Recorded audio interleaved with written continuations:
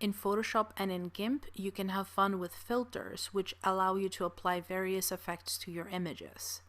To use them, select the image layer you want to affect and go to the main menu, Filter or Filters in GIMP, and start playing around with some of them to see how they operate.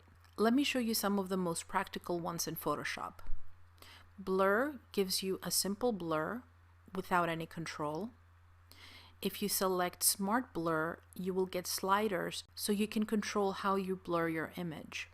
With almost all of these options, you will get a preview window with which you can zoom in and out so you can see the specific filter and how it will potentially affect your image. Check out the Gaussian blur and motion blur as well. Add noise will add noise to your image. Sharpen and unsharp mask will give more sharpness to your image by increasing the contrast between pixels. This has to be used moderately because using too much of it will actually bring noise into your image.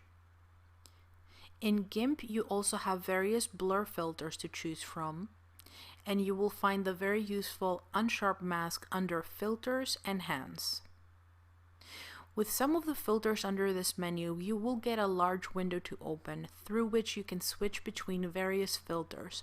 For example, under Artistic, any of these will open the rest of the options, which you can change here. Feel free to explore more of the filters under this menu, but I have to warn you to be careful with these. Don't get carried away using them.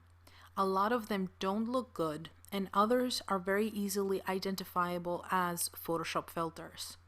Just because you can use them or you know how to use them doesn't mean you should. This is where your Pinterest practice and discovery and awareness of your own taste and style has to come into play. As you create and produce images, review them after you take a break, and with a fresh eye, try to figure out whether you're indeed working in alignment with your aesthetics.